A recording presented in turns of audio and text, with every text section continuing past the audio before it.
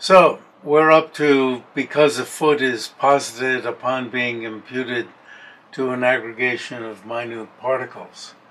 That's where we stopped last time. So we're doing Tsongkhpa's commentary, and as we noted last time, a good bit of his commentary is added on top of Chandrakirti's. So a foot has many front and back parts. So the area behind the particles of the toes is included within their gone over. And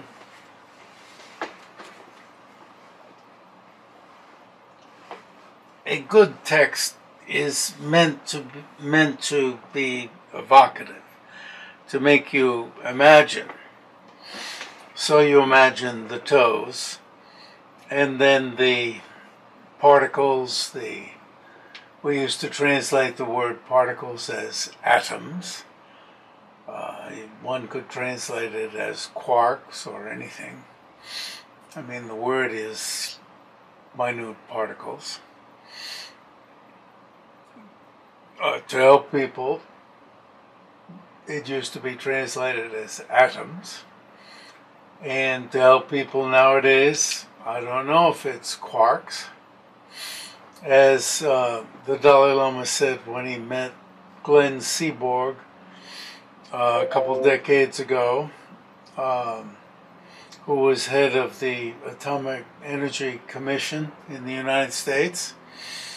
He said when Glenn Seaborg brought up the topic of quarks, the Dalai Lama suddenly said, "Do quarks have parts?" Because the question of whether there's anything that doesn't have parts is a big one in Buddhism. Now there are two types of having parts. One is having physical parts, where you can actually break it into parts. This is a sponge that was broken into this part with a knife. When I wear my typing gloves, I soak this in water, put it in a saucer, and put water here, and I soak the tips of my fingers in water so that my fingers will stick a little to my trackball. So this is a part. And then you could slice and slice and slice and break it down, and you know, how far can you go with a quark?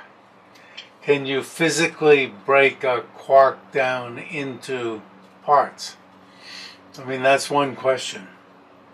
And at first, Glenn, shall we call him Glenn as if we're old friends? He was a friendly guy. And or will it disappear when you break it down? And at first, his immediate answer was no. And then he corrected himself and said yes. And I don't know what I'm not a physicist. Are there kleptons and, I'm making up names and whatever.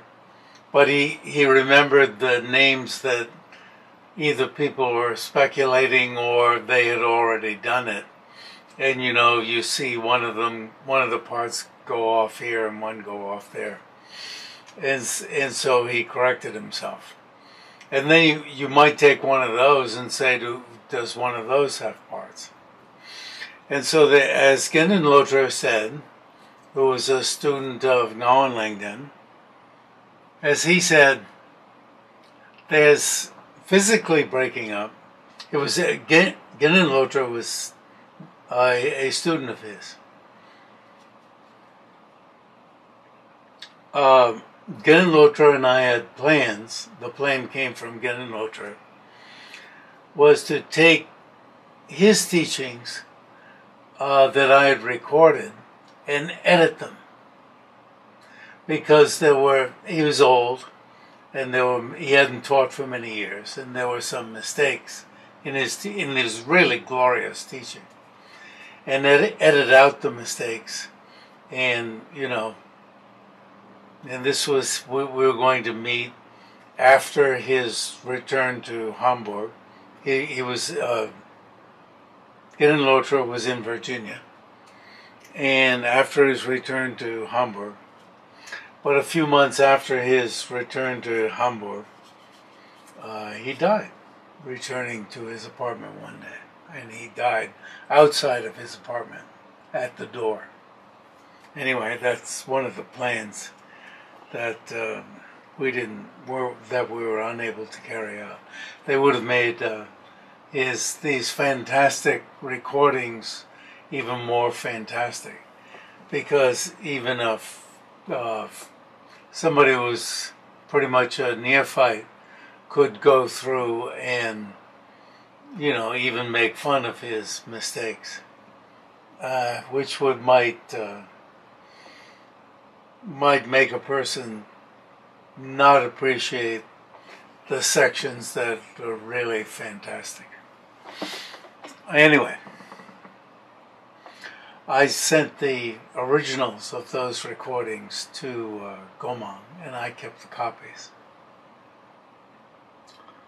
And my teacher from Gomang nowadays told me about his going to the Gomang library to listen to those teachings. It was fantastic. He didn't say anything about mistakes. It's very discreet. Anyway,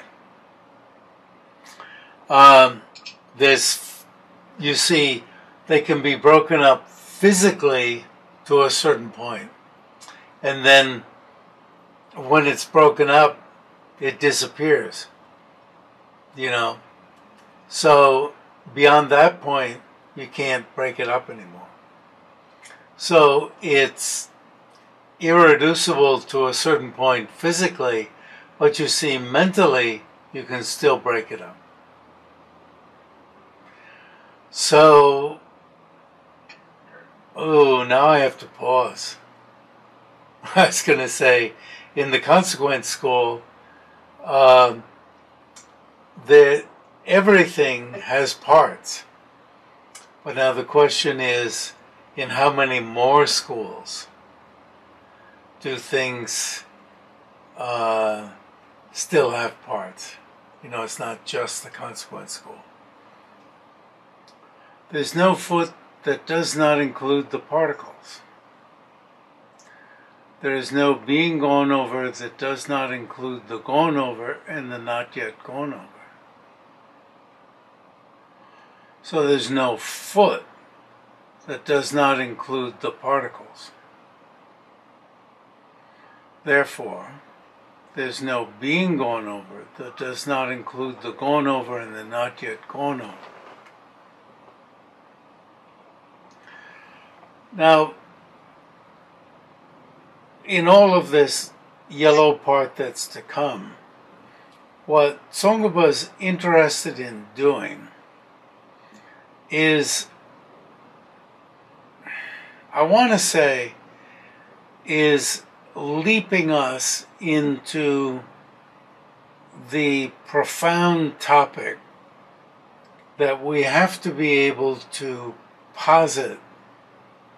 Is Shravasti still there? Yes. Okay, I can see that. Yeah. Foregoing the video in favor of the audio. Leaping us into the topic, into the profound topic that one needs to be able to posit both emptiness, which is the utter lack of inherent existence, which means that we have to be able to be totally successful at not finding going under this type of analysis. We have to be successful at that. Totally successful at it. And yet, still able to have dependently arisen going. So, in a sense, Tsongkhapa is thrusting us into not just the result of not finding going in this type of analysis, but thrusting us into this profound result of having both. Not our old understanding of going, but of a dependently arisen going in the face of utter emptiness, in the face of the wisdom that utterly does not find emptiness. I'm sorry, that utterly does not find going. And of course, if you don't find going, you don't find emptiness either. Which doesn't mean that you cancel the non-finding of going. Emptiness does not mean not finding the emptiness of going doesn't mean you cancel your earlier non-finding of emptiness. A lot of people think it means that. What I just blundered into saying was okay. Because there's the emptiness of emptiness. Some people think, then you cancel out your non-finding of emptiness. No! It just means you don't blow up. The non-blow up means exaggerate the status of the emptiness of going into itself being inherently existent.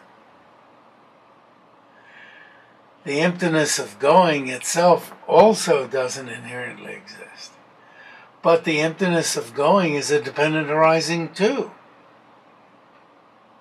So it exists. And it doesn't inherently exist.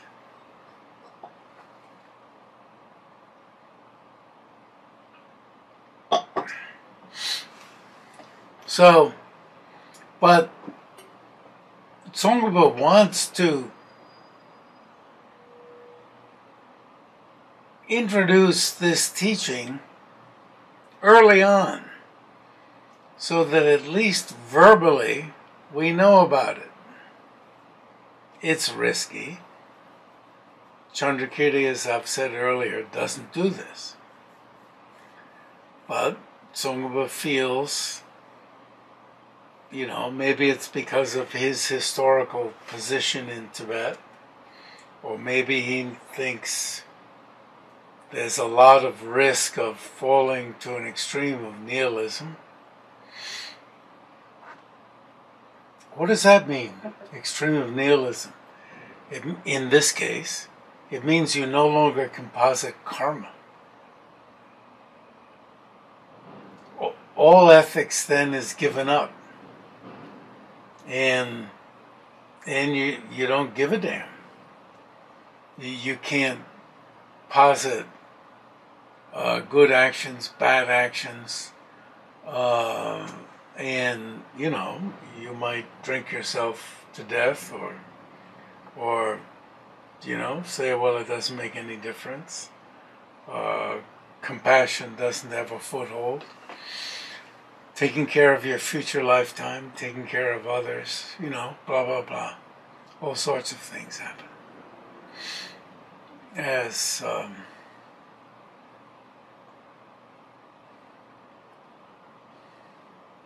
one guru said to his audience, "Let them burn." He understood the consequences of what he was teaching. And because he couldn't, in the views of his system, posit karma and compassion in the face of the profound reality that he saw, he then advised, let them burn in their suffering. And, you know, I could see what he meant.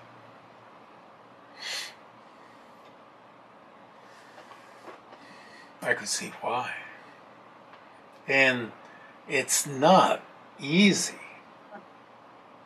in the face of emptiness. That, you know, this radical emptiness, to posit karma, to posit compassion, and to say that there's some easy positing of dependent arising is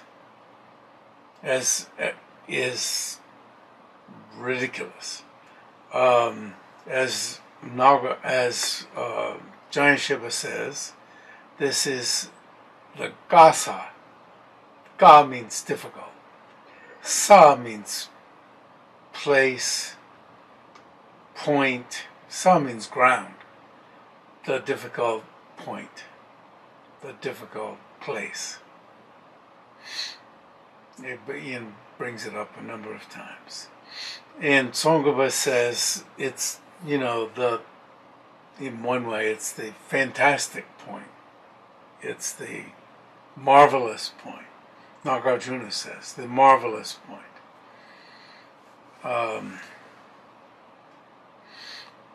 Anyway,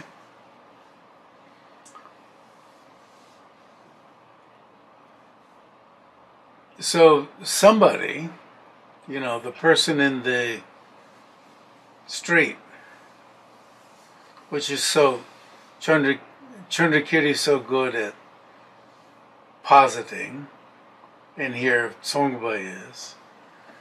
So here's somebody who's wrongly telling us, but it's so hard to figure out why it's wrong. The refutation is set forth in Chandrakirti's clear words of a third category. Well, the word is third category, but third means an alternative category. It happens to be a third in this case, because you've got this choice, and Chandrakirti's dealing with two, so the question is there a third one? So it turns out that this term that means an additional category, which literally is a third category, really is a third category. That is, neither of those is not logically feasible. So you get the clue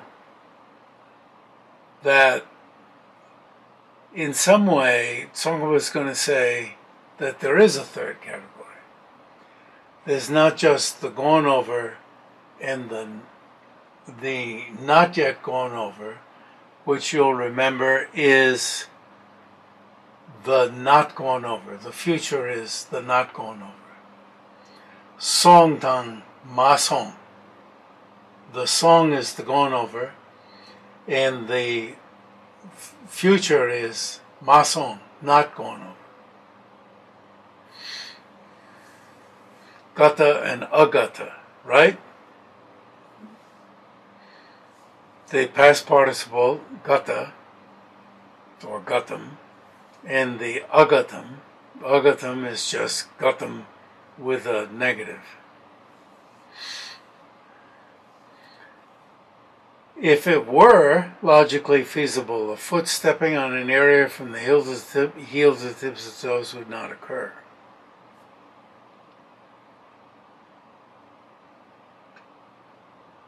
So, yes, indeed. I mean, there's got to be a third. But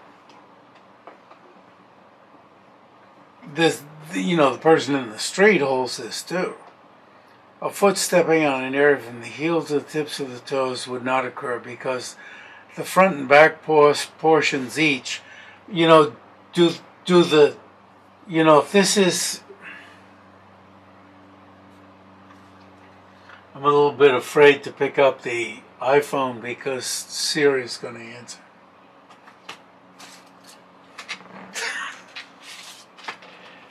Nobody's laughing at my joke.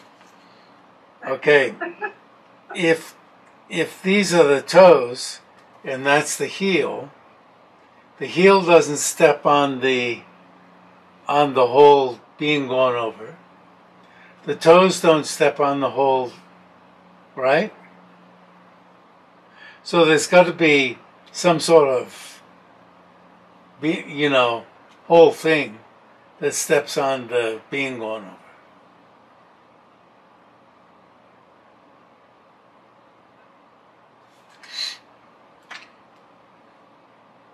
Finally, somebody's talking who makes sense. Because the front back portions each do not step on it, yes. And also a foot that does not include them does not exist, right? I mean, you could cut off the toes, I suppose you could. I don't know how much of the heel you could cut off and still have a foot. You cut off the toes, right? And you'd have a foot. Well, could you cut off the heel and have a foot? I guess you couldn't. Well, you could cut off a good part of it.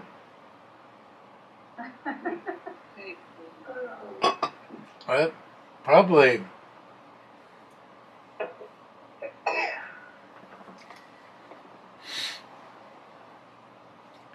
So the area in back of the toes is included within its gone over, right?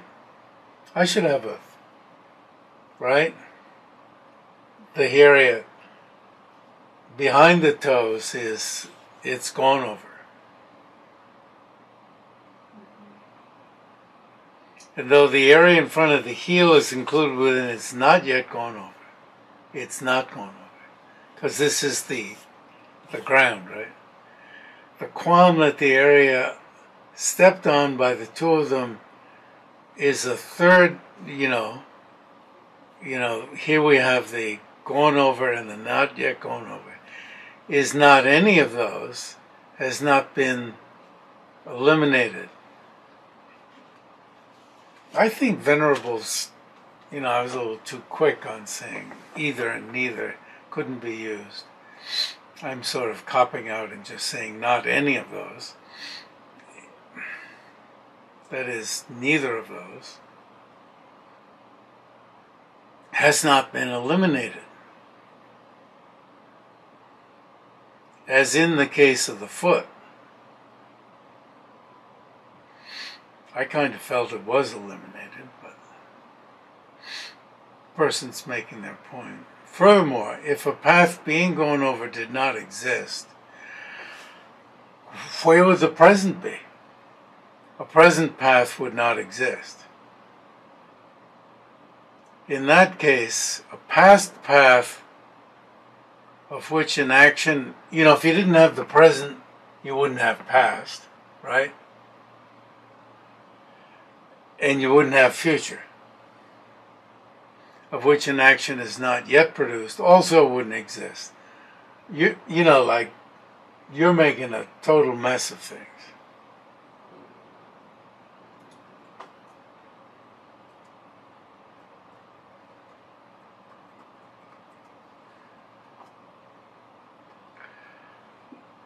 Chandrakirti's clear words explains that the gone over and the not yet gone over are that of which an action is disintegrated and that of which an action is not yet produced. So what is he saying? True enough? Although if a path being gone over that is not any of these did not exist, the fallacies as expressed would ensue. I want to say, but here it is not being propounded that a path being gone over that is not any of these two does not exist. Really? So he has to, Song was making a distinction here. He didn't say in general, but in the next clause he's saying, he's putting a boundary. He's saying within refuting an inherently existent path being gone over, an action going on it is refuted.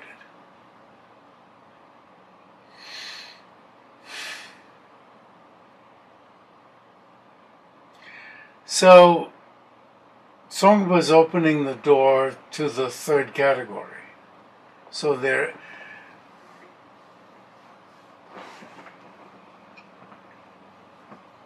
are three categories in general. There is a being gone over in general.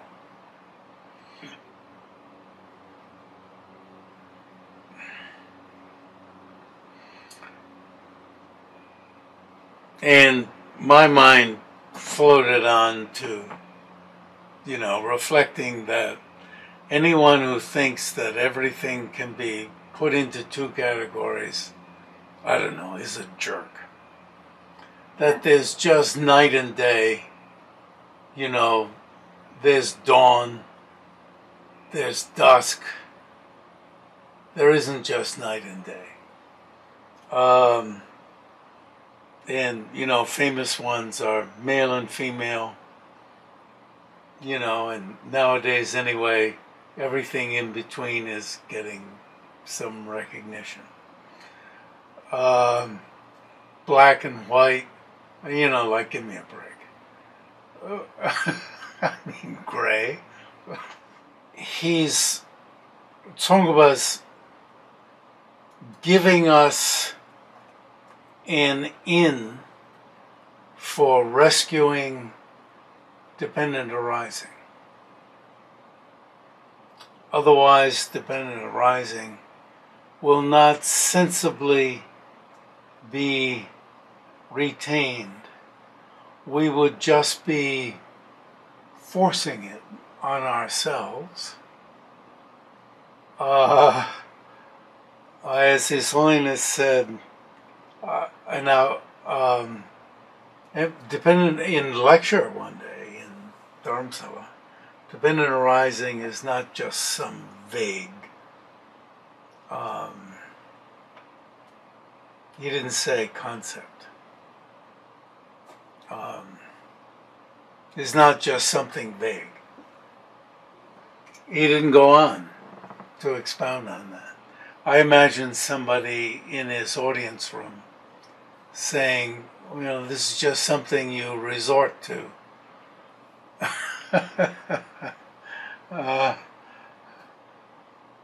But you can see how difficult it is to introduce the third category.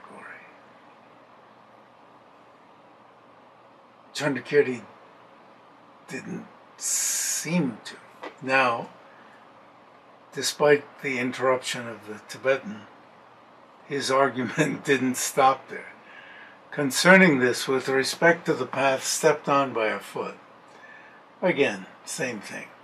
Behind the area stepped on, the action of going of this part is ceased. In front of that, in the junior added the word area. Behind that, area stepped on. But he added the word area to help. But the word area wasn't there, so I took it out. But it's obvious what it means, so why add it in? In front of that, stepped on by the heel, the action of going of this part is not yet produced. I hope you have the latest version. I think you do, because I've been working on the appendices. Therefore, in relation to them, an intermediate path, which is the third category, not at all that of which an action is disintegrated and that of which an action is not yet produced, does not exist. A third category that doesn't include them doesn't exist. You see, he's teaching us how there is a third category. It does include them. In other words, the criteria that Chandrakirti is giving us is for an excessively, I'm saying, an excessively concrete intermediate path.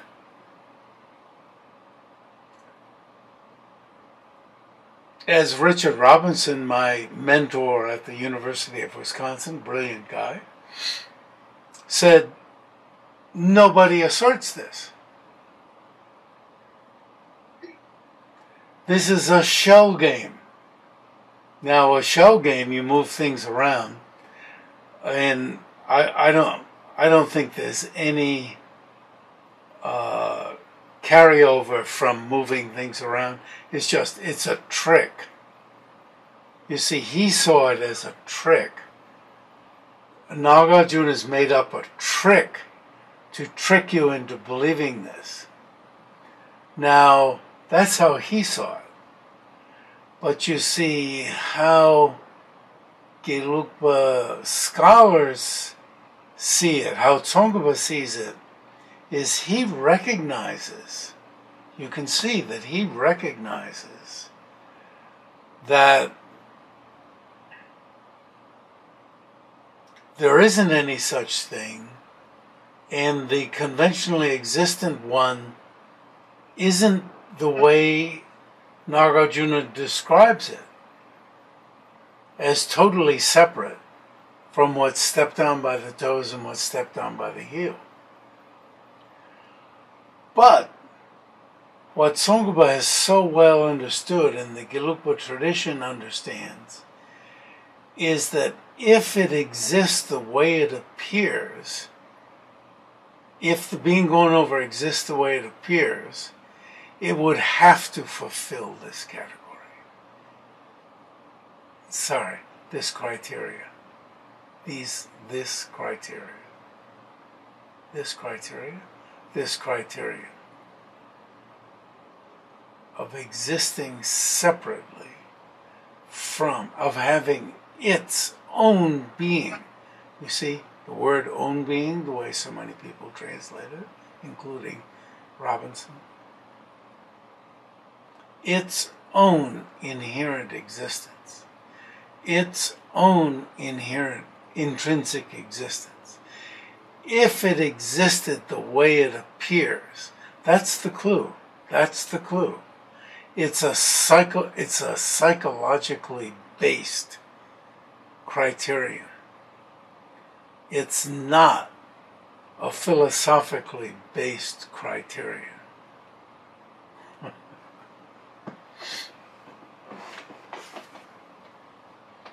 And it is right here. You can see the recognition.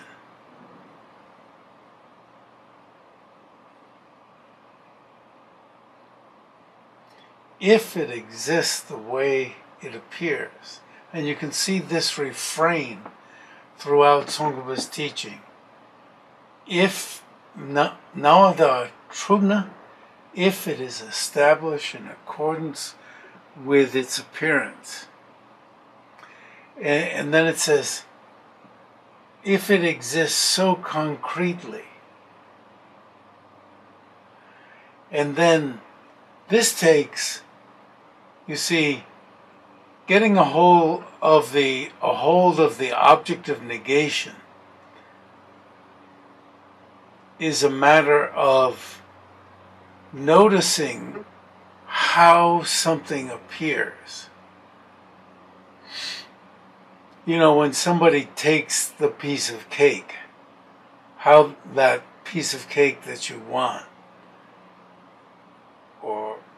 how I respond when somebody praises me, or how I thirst for praise, or how I'm pissed off when I'm blamed, or how when somebody comes into my room when I don't want them to.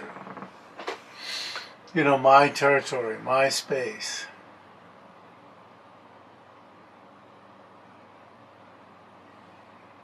I noticed that quite a bit. The lack of the manners of how you walk on a sidewalk. Nobody gives, or very few people give way.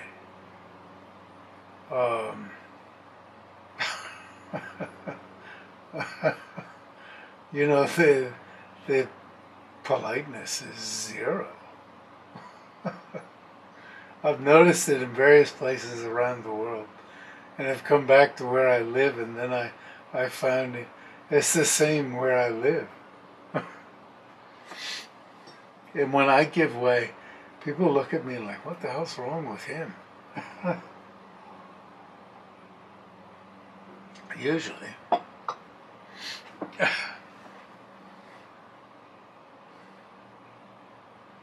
So, you see, I'm using ongoing and coming there. The example of the way, the space.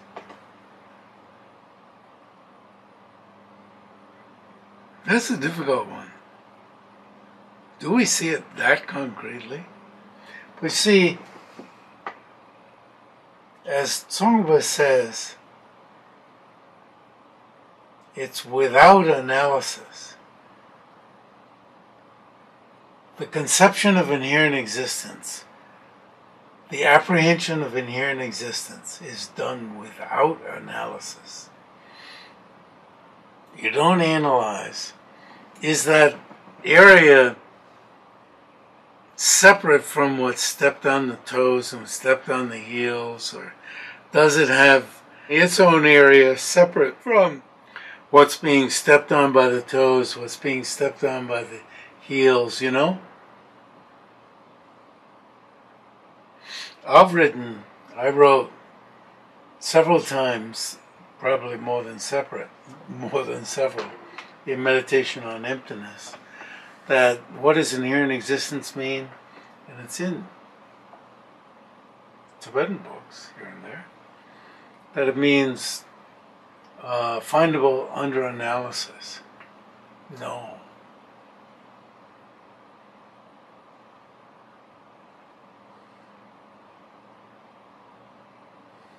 Apprehendable as findable under analysis. No. Tsongpa clearly says it doesn't mean that.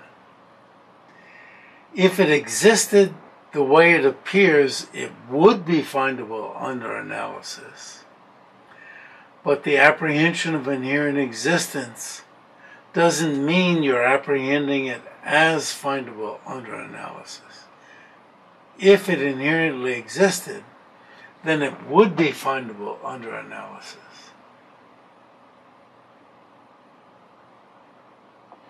But you're merely seeing it as concretely existent. So you see, that involves,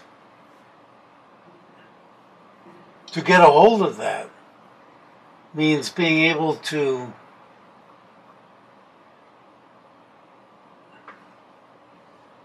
psychologically see that.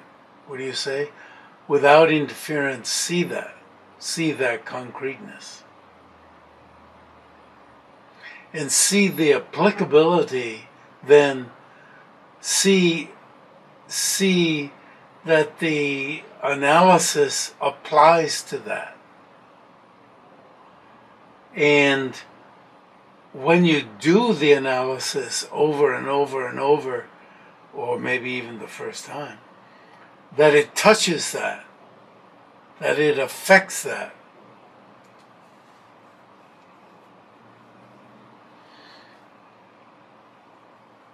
It's amazing. So you see, Tsongpo is walking right into this and giving how there's some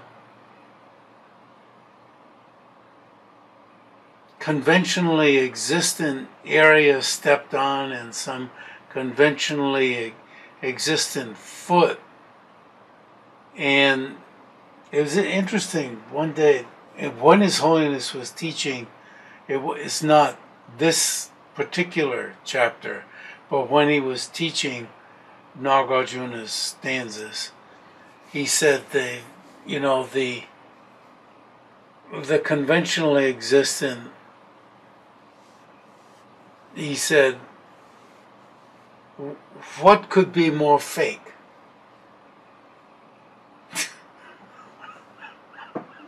He put it down. Now, it's established by valid cognition. You see, in the Gelugpa, Tsongpa Gelugpa system, it's established by valid cognition on the one hand, but on another hand, these are called veilings also. When you read through, I read through very carefully in his illumination of Chandrakirti's thought, how he presents the term samverti. Not samverti satya, samverti. And he always puts it next to a term that means fake.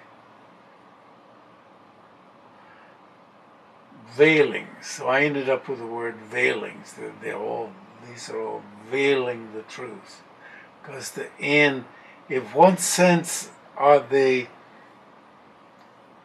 truths for a concealing consciousness, that it is that.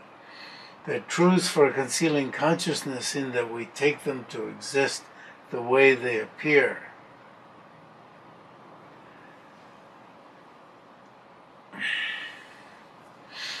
So,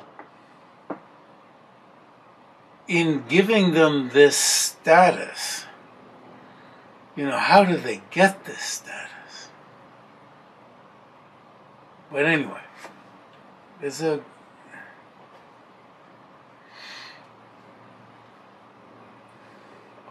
so it's said that until you realize emptiness, that they're not findable under this type of analysis, you cannot understand them as veiled truths, truths for a veiling consciousness. Okay. Not okay, but if a foot which is established by way of its own, well, maybe we should stop there. Now, this is in the midst of this presentation, and it's good to stop in the midst, because it doesn't finish. There's more. Yeah, cool. It's so now he's giving this. It's like, in a way, it's thrusting us very deeply into the topic. It's throwing us in beyond our depth. But in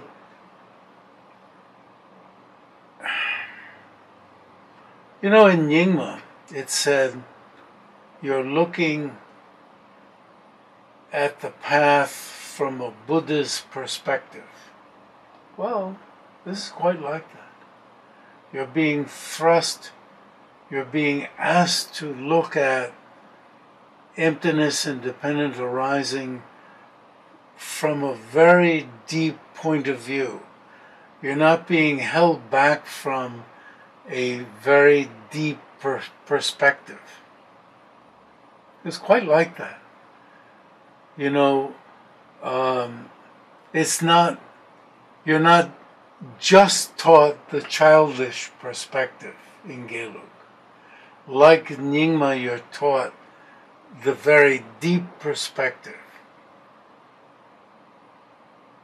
And then it'll be our job to use the reasonings to construct the non-finding, to construct the parts of that.